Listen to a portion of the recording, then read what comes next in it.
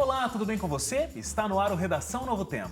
No programa de hoje, a gente conversa sobre o caso que gerou discussões em todo o Brasil. O estupro coletivo de uma menina de 16 anos no Rio de Janeiro. E a gente discute também sobre os riscos que os jornalistas enfrentam no dia a dia e os avanços da profissão. E ainda sobre os casos de animais que foram mortos em zoológicos. Tudo isso e muito mais você acompanha agora no Redação Novo Tempo.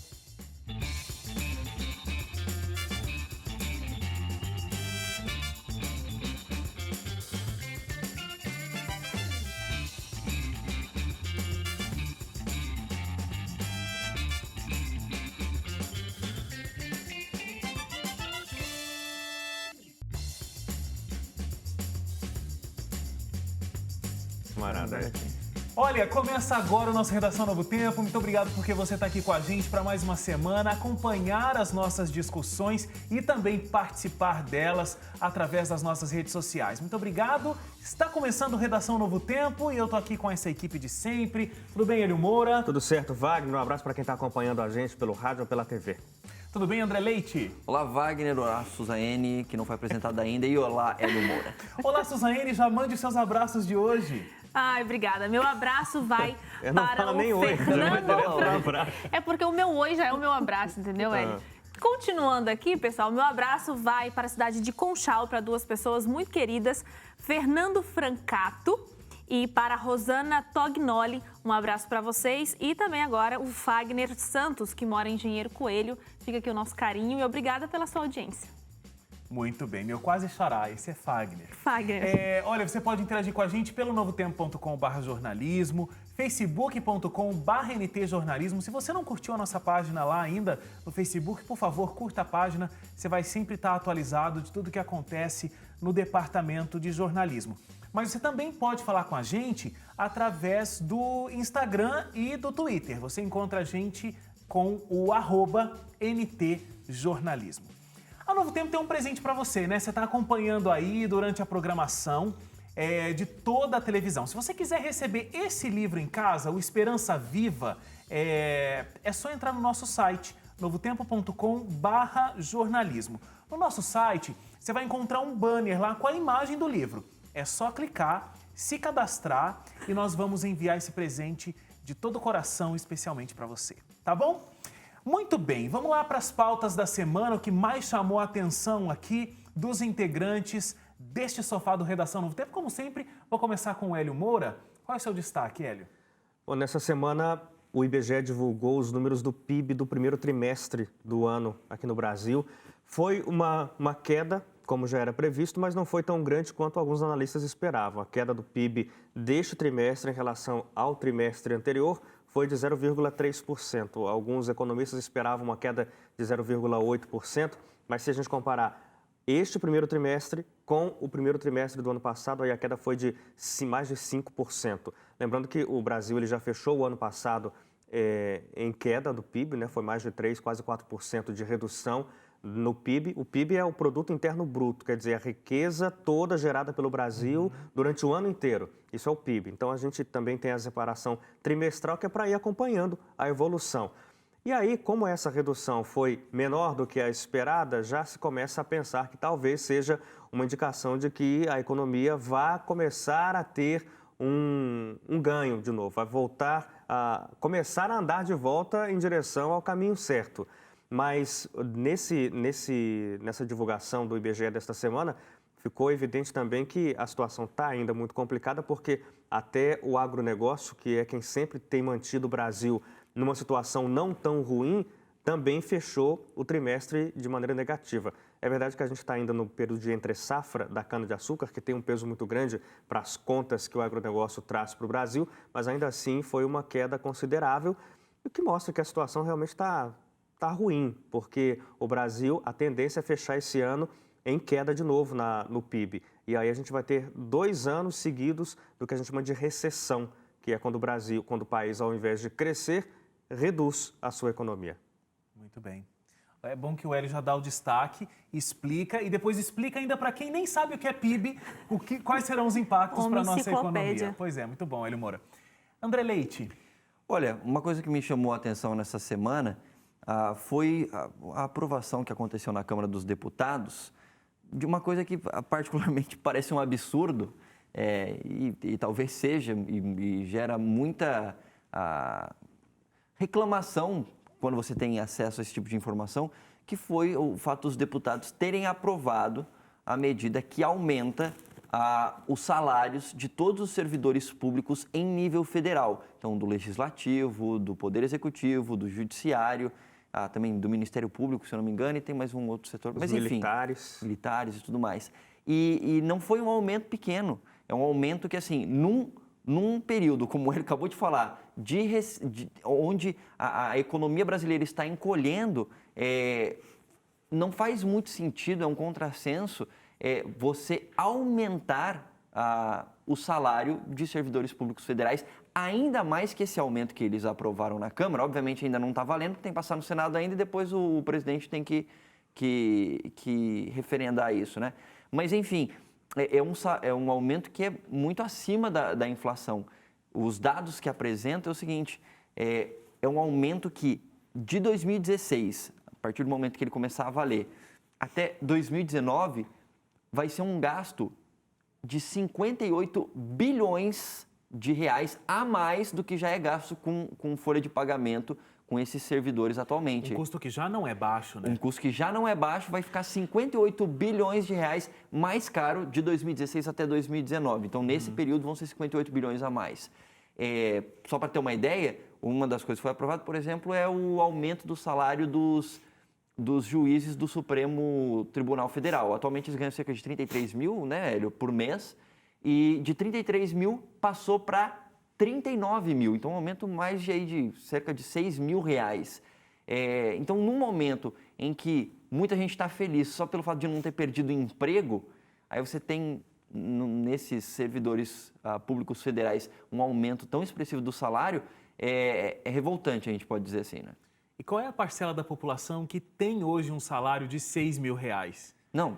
Só esse aumento que eles vão receber. Exatamente. Né? E num momento como... É interessante o destaque, porque num momento como esse, onde todo mundo no setor público e no setor privado está tentando cortar gastos de alguma forma, a gente ter esse aumento é uma coisa... A impressão que passa, até comentei com o Hélio nos bastidores aqui, a impressão que passa de verdade é que, porque quem aprovou nesse momento foram os deputados ali na Câmara. Então, a impressão que passa é que os deputados que sabem da situação do Brasil aprovarem um aumento desse, parece que, de verdade, quem aprovou esse aumento ali na Câmara dos Deputados parece que não está nem um pouco preocupado com o Brasil, está preocupado com os próprios salários, uma vez que esse aumento vai fazer com que aumente o salário deles mesmos também. Então, quer dizer, quem está realmente preocupado com o Brasil voltar a crescer, sair dessa recessão, parte do crescimento do Brasil passa pela diminuição de gastos públicos. Só que no discurso está assim, vamos diminuir os gastos públicos. Na prática está assim, vamos aumentar os gastos públicos. Aí você fala, vocês estão de brincadeira comigo, né? Como diria o Neto nos programas esportivos, está de brincadeira comigo. Mas Ótima imitação. Você gostou? Foi igual. Suzane, o seu destaque. Meu destaque foge totalmente da política. É sobre o menino japonês de 7 anos que sumiu após os pais terem deixado ele no bosque como uma forma de castigo. Eu achei isso muito estranho e muito trágico, porque, de acordo com os pais, né, a história é a seguinte, os pais estavam passeando, estava o pai, a mãe, a irmã e esse garoto, e o comportamento do menino irritou os pais, ele estava jogando pedras nos carros. E os pais se irritaram com aquilo, abriram o carro, deixaram o garoto ali na mata e andaram mais 500 metros e voltaram imediatamente, dizendo ele. Só que quando eles voltaram, o garoto não estava mais ali.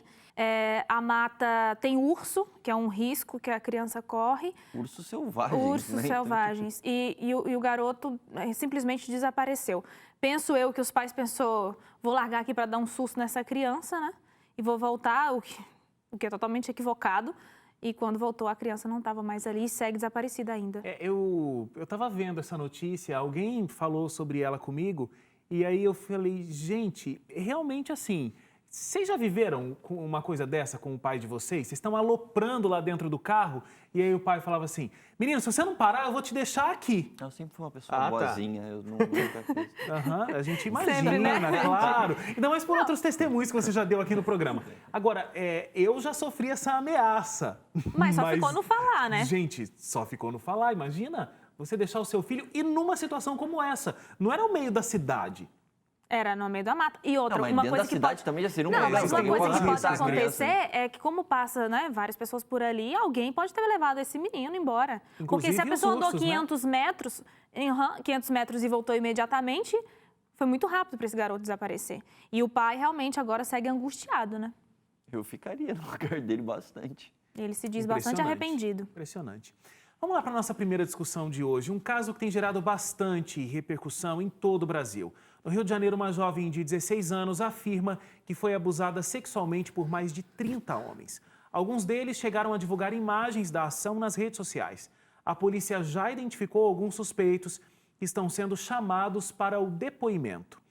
Esse assunto tem gerado um grande burburinho realmente, porque existe gente dizendo que isso não foi um estupro, outros dizem que sim e tudo mais. Inclusive, várias pessoas que encontraram comigo na última semana falaram certeza que vocês vão discutir esse assunto no Redação. Sério? É interessante que as coisas já vão tendo uma cara, assim, do que a gente tem a possibilidade de discutir e realmente estamos aqui discutindo esse assunto. Sem nesse momento parar para pensar, mesmo porque a gente não tem ainda argumentos, as investigações policiais estão em andamento, a gente não tem a informação se foi ou não estupro, mas o caso é que essa situação aconteceu, esse sexo praticado por todas as pessoas aconteceu, porque a gente tem um vídeo divulgado. Mas reacendeu a discussão sobre a cultura do estupro, aquela história de que quando acontece um estupro, a sociedade muitas vezes, parte da sociedade, né, coloca a culpa nas mulheres, elas não deveriam vestir determinada roupa, não deveriam agir de determinada forma, não deveriam ir a tal lugar, não deveriam andar desacompanhadas, toda essa história. E de que existe, então, uma cultura do estupro. Se a mulher se comportar dessa forma, ela está suscetível a ter um estupro.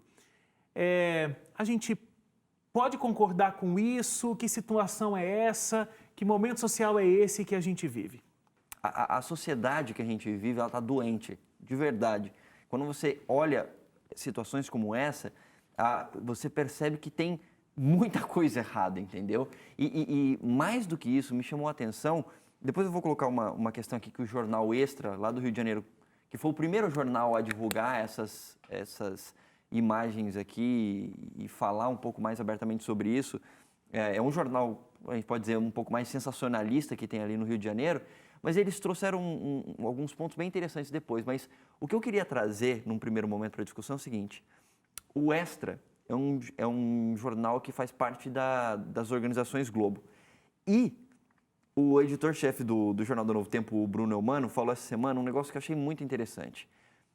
No portal da Globo, que é o maior portal do Brasil, tinham várias manchetes falando dessa situação do estupro coletivo, etc. E, de verdade, do lado dessas manchetes, tinha uma chamada, assim, uma manchete, falando de uma modelo que fez um ensaio sensual na favela. E a manchete era assim: quanto mais gente aparecia, mais eu ficava empolgada. Gente, isso é doente, é um raciocínio doente. Você tem do lado de notícias que estão falando de uma situação forte que nem essa da menina que sofreu abuso sexual, você coloca uma mulher que teve um ensaio sensual no mesmo ambiente, uma favela, e você coloca uma frase como essa: quanto mais gente aparece, mais eu me soltava. Você fala assim, por que esses caras estão fazendo uma relação como essa? É como, sei lá, se tivesse caído um avião, aí você faz um ensaio sensual de uma pessoa do lado dos destroços de um avião e a pessoa fala qualquer coisa relacionada a isso. É macabro essa ligação.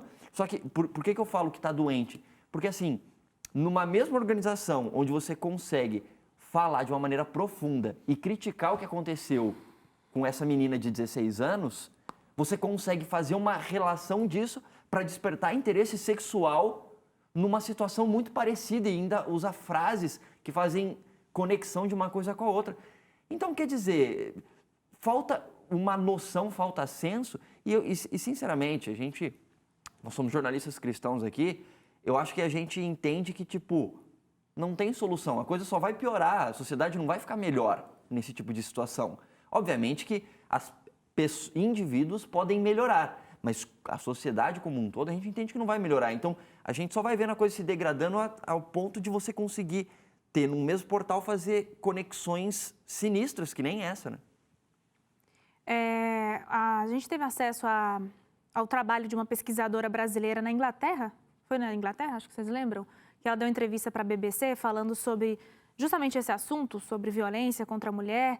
Ela mostra a realidade. A Inglaterra, vocês lembram? Não lembro, Suzane. Eu posso verificar, viu, pessoal, até o final do bloco. Ela trabalha, né, acho que é um doutorado que ela está fazendo lá fora, e falando sobre a cultura machista que existe. É chato a gente falar sobre isso às vezes, levantar a bandeira, feminismo, machismo. Isso traz várias coisas agregadas que, de repente, não faz parte da minha filosofia de vida e nem da nossa aqui. Mas o fato é esse que eu vou apontar agora e que eu achei bastante interessante. A gente geralmente imagina o agressor, quem comete estupro, como um monstro, né? Aquela pessoa louca que tem alguma patologia e a gente imagina que ele pegando uma mulher assim numa rua escura e tudo mais. Mas o que ela aponta no estudo que ela fez é que esses agressores são pessoas normais. Homens de bem, claro que tem as suas exceções, mas homens comuns. E que isso não necessariamente está ligado a um tipo de patologia. Acontece que o que configura o estupro é quando a pessoa não quer, diz não e mesmo assim se insiste na situação, ou então quando essa pessoa ela não está nas suas plenas Só está inconsciente. condições, né, de física, sua sanidade mental no sentido de estar alcoolizada, de estar drogada ou qualquer coisa do tipo. Então, por exemplo, ela até cita um exemplo que não faz parte da nossa cultura e que deveria começar a acontecer.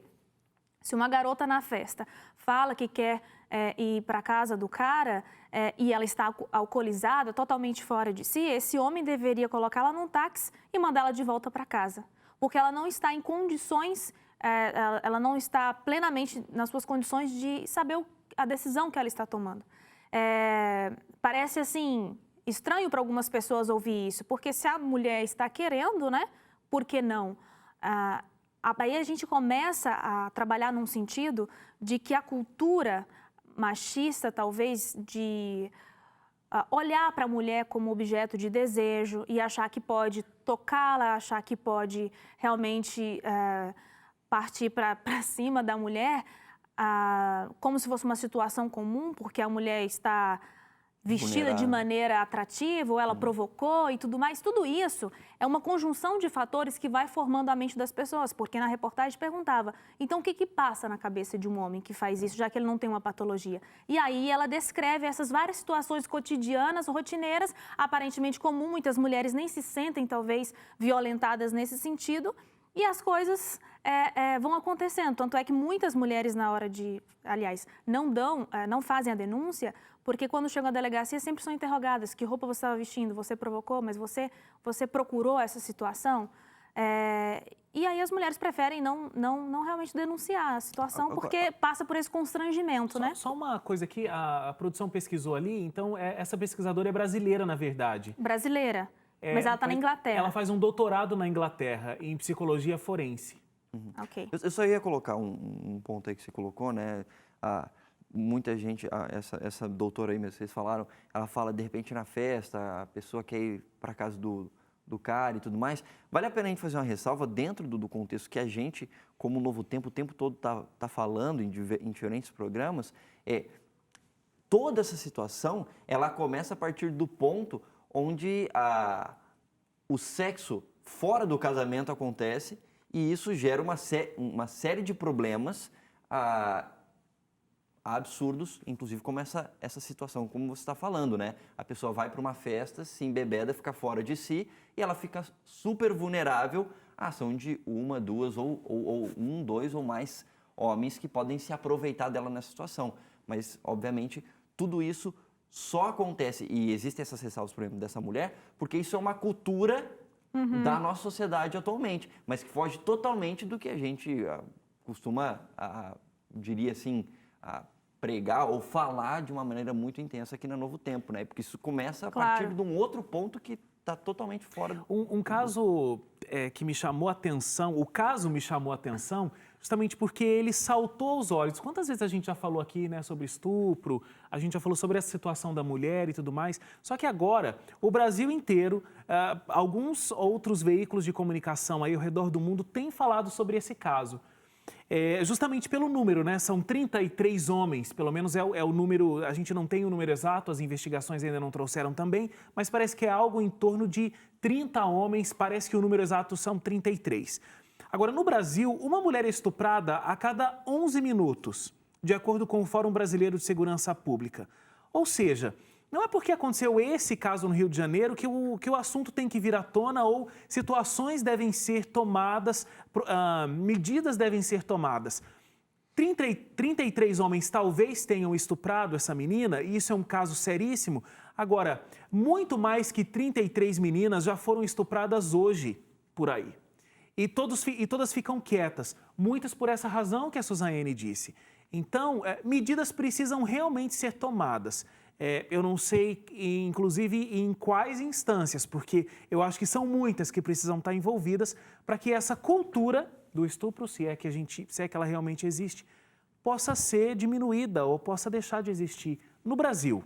Eu queria dividir uma coisa que eu ouvi essa semana de uma pessoa e eu fiquei intrigada, eu não cheguei a uma conclusão tão forte, que talvez vocês possam me ajudar. A pessoa me disse o seguinte, se eu estou num lugar que já é considerado violento numa determinada cidade, num lugar assim que é mais comum de acontecer assalto, onde realmente tem bandidos e tudo mais, e estou falando ao telefone numa boa, andando naquele lugar, altas horas da noite, eu não procurei aquela situação de ser assaltado? Já que eu estou num lugar que é conhecido por todos, um lugar perigoso, tarde da noite, e falando ao celular, andando livremente. Aí a pessoa me perguntou, eu não procurei essa situação? Mas isso não justifica, né? Porque justifica o crime. Uma coisa é você, de repente, se colocar de uma maneira de você se colocar numa situação vulnerável, mas isso não justifica qualquer tipo de crime. E aí, eu ia falar, né, do Jornal Extra, eles colocaram vários pontos, inclusive por que... Não precisa mais, Wagner.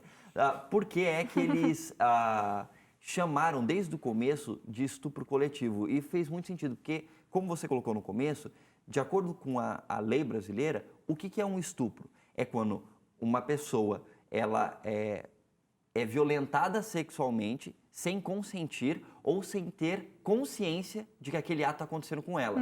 E aí o Jornal Extra falou assim, desde o começo a gente chamou isso de estupro, por quê? Você está rindo, né? Que eu quase soltei estrupo aqui. Estupro, por quê?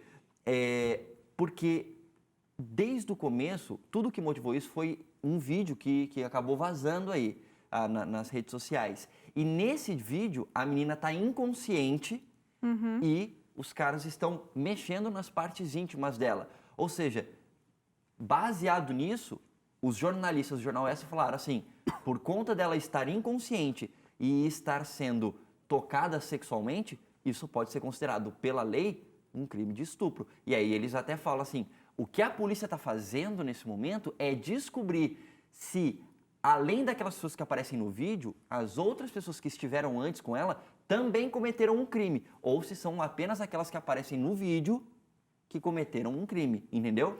Então, pode ser que até um determinado momento a menina estava consentindo com qualquer tipo de relação sexual ali. Mas a partir de um determinado momento, pode ser que ela não tenha mais consentido. Eu concordo nessa linha que você falou. Essa culpabilidade da vítima, ela é muito dolorosa, porque assim, se eu sou assaltada, eu procurei ser assaltada, quem é que procura isso?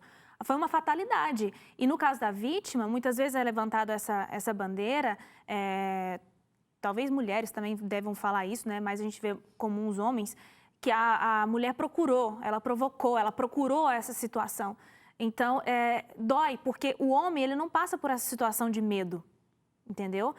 E nós, mulheres, sabemos muito bem como é a situação. Você chegar num lugar e aí só tem homem e eles olham para você assim, você já fica ali com medo da situação. Então, fica difícil, talvez, um homem realmente entender uma situação dessa. Eu acho que parte mais das mulheres começar a defender essa bandeira, sem ser feminista, é claro. Fazer uma comparação é como, de repente, uma pessoa vai querer pular de bug jump e a corda arrebenta.